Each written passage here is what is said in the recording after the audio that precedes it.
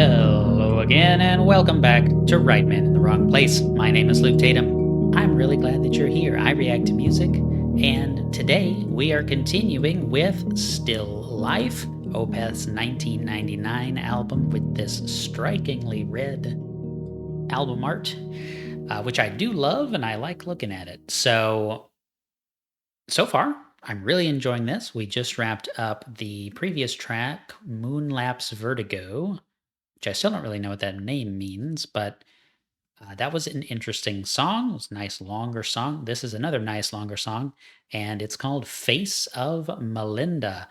So I assume that this means our protagonist has made it to Melinda, and he will attempt his rescue mission, or convincing her that she needs to be rescued mission, or however it is that this plays out. This is gonna be awesome. I'm ready. My body is ready. My mind is ready. Let's do this. Face of Melinda by Opeth. Can't wait. Let's go.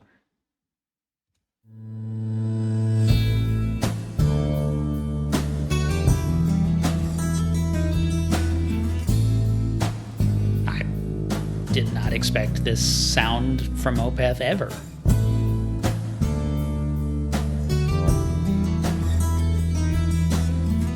I mean, it's got the like Hallmark plucked guitar and everything, but that bass,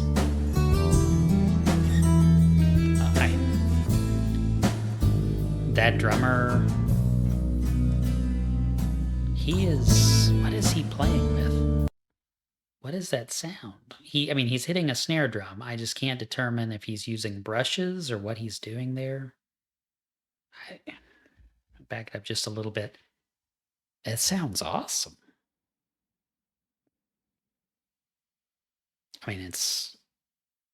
I don't know what I expected when our hero encountered Melinda. It's obviously, this serves in some way to be sort of a theme for her, I'm sure. But this is like groovy. It's not like funk or something, but it's like, man, that is a legit sound.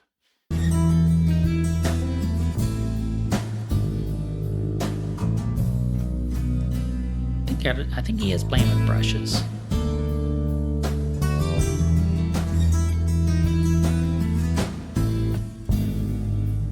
Just a very delicate drum sound. By the turnstile beckons a damsel fair. Face of Melinda neath blackened hair. No joy would flicker in her eyes. Brooding sadness came to her eyes. Ooh, that's kind of a cool... Okay.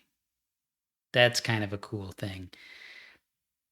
I'm reading on Lyrics Genius, genius.com. That's where I always check for lyrics. And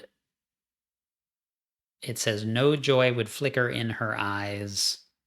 Brooding sadness came to arise, which is it's like saying her eyes again. Came to her rise, came to arise. It's almost the same thing, right?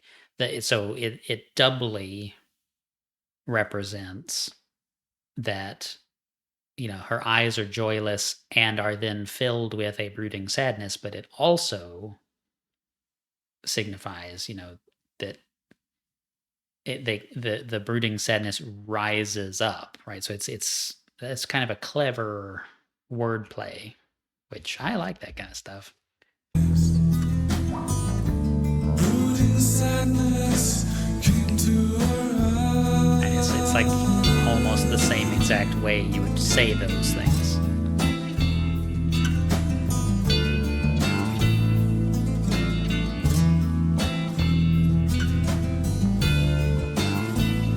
Bass player's just getting it.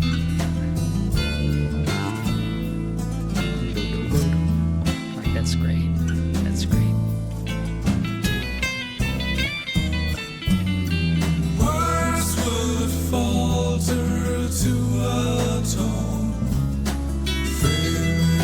that a key change? a stepping stone. She swore her vows to another. This is when no one will bother. And conceited pain and crumbling mirth. A harlot of God upon the earth, found where she sacrificed her ways. That hollow love in her face.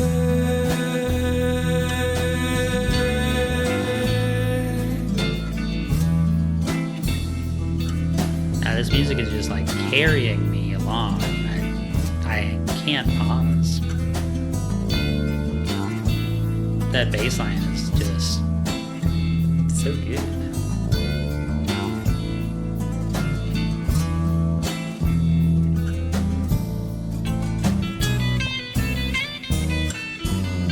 Still I plot to have her back.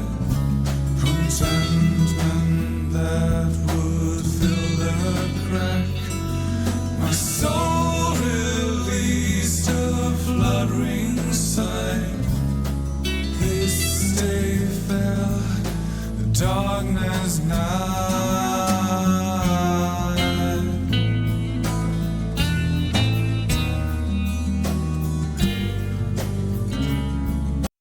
Okay, it seems to be taking a darker tone. I hate to pause because I just really enjoyed it, but it did shift out of that groove that I was so locked into a little bit. So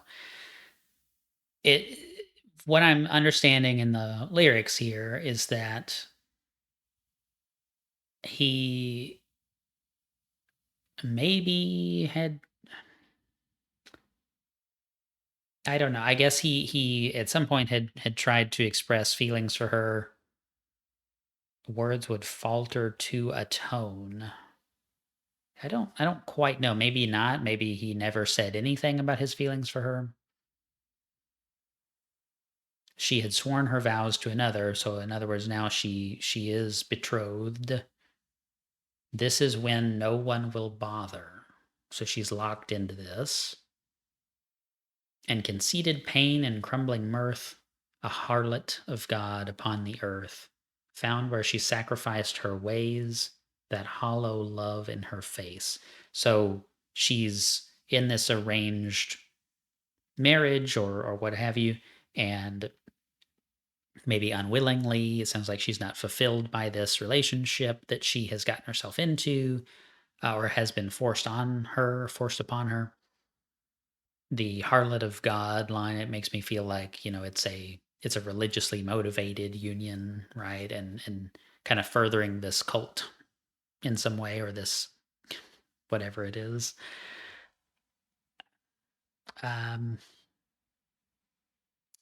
I plotted to have her back, the contentment that would fill the crack. My soul released a fluttering sigh. This day fell, the darkness nigh. And so that to me sounds like he, made this journey. He's telling her perhaps, but this is perhaps him explaining this. And although you would say have you, not have her, so it's a little weird to phrase it that way. The contentment that would fill the crack, it makes it sound like, he needs Melinda to fill this void in his life. And maybe his soul has released a fluttering sigh, like in other words, there is a crack that's formed in this encounter, ready to receive her in, if we're doing some visual description. This day fell, the darkness nigh. So it sounds like there he's, the darkness is nigh, the day is ending, the opportunity is closing, it sounds like this isn't going to work. That's how I take it right now.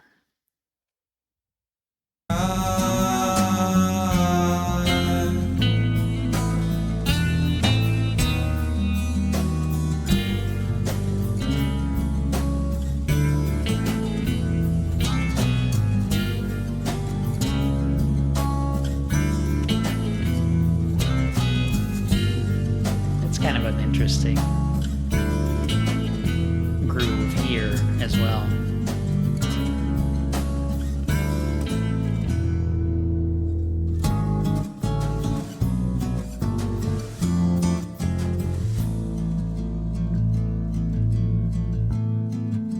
Came very like duplex based there for a second. Yeah. It's like March almost.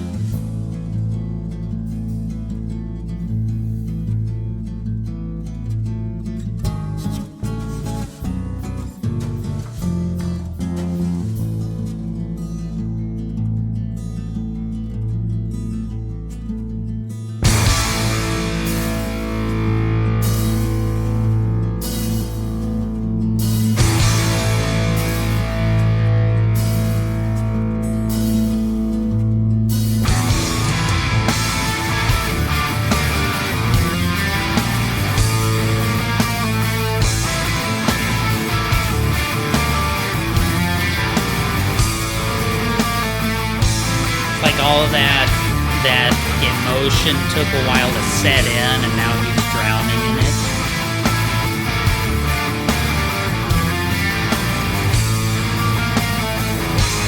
I took her by the hand to say, all fate forever as we wash away. I return for you in great dismay. Come with me far away to stay. So yeah, he's making one last entreaty to her here, saying it outright, come with me. Endlessly gazing in nocturnal pride, she spoke of the vice and broke the rhyme. Life of herself with a final line. A promise is made, but my heart is blind. So in other words, she can't leave. She's already made this promise to someone else, but she does have feelings for the protagonist. I don't think there's a name, right? So the protagonist, that's who we're going to call him. That's what we're going to call him. So she's reasoning through her thoughts and her feelings and decides that, yes, she would rather be with him, but she can't justify leaving, which of course puts our hero in a pretty bad spot, I would say, because he'll likely be discovered now that he's made himself visible. So it's probably going to be a bad time. I don't remember the lyrics just off the top of my head for the next song, Serenity Painted Death. Serenity Painted Death sounds like he dies. So yeah, I just don't remember. I have to get back into it, and I'll talk about that on the last track. There's one track remaining. Let's finish this song out, though. It's getting ahead of myself.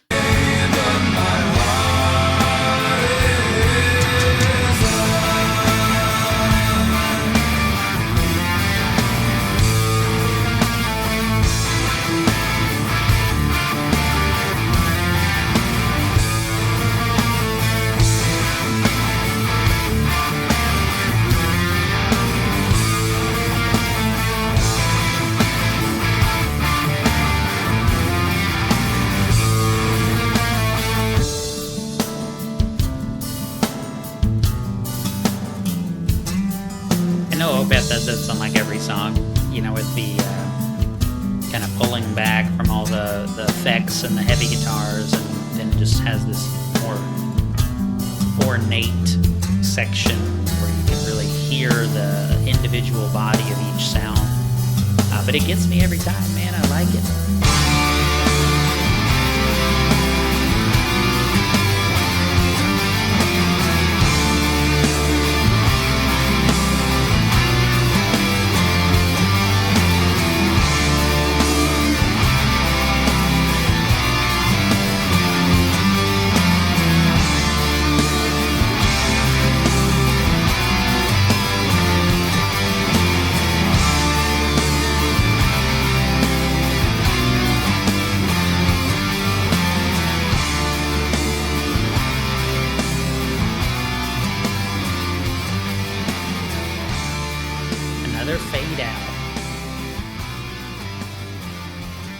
I'm not sure what the fade out necessarily means. Maybe it doesn't mean anything in this case.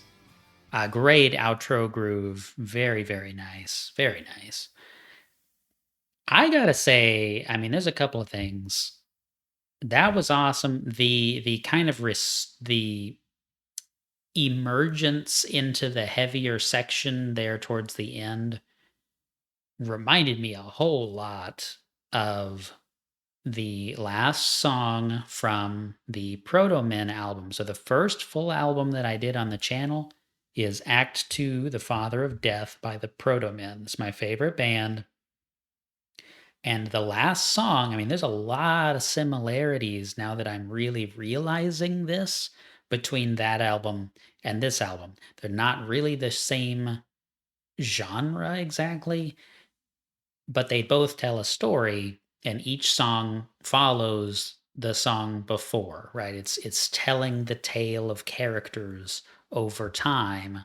And if I can convince like one Opeth fan to go check out that album, you will like it. There is some really, really nice stuff in there. If you like concept albums, I mean, come on. So that's open invitation. Please go check that out if you haven't. Not because I want views, but because you need to hear it. So it's just so good. And I'd love to do more Proto Men as well, since of course they're my favorite band. So this, yeah, it doesn't bode well. The end of the lyrics does not bode well. I don't think that we're going to get a happy ending here. I wish I could remember some of the lyrics to Serenity Painted Death. I just remember I really liked the song. It sounded excellent. But I don't remember what happened because I didn't have any context, of course. So y'all have told me to re-listen to Serenity Painted Death before I get into the final track. I don't remember the final track's name. It's, I'm sure, on here somewhere. White Cluster. So I've got to do Serenity Painted Death just in my own time and re-listen to that. And then I need to record White Cluster. I think that'll be for the next week, if I'm not mistaken, on my release calendar. But I'll talk more about Serenity Painted Death when I do White Cluster. So we'll do it that way. Thank you all so much for listening and watching and spending your time with me. I really appreciate it. I know I can't see you, but I know you're there. And it's awesome. It's awesome to be able to share this stuff with y'all.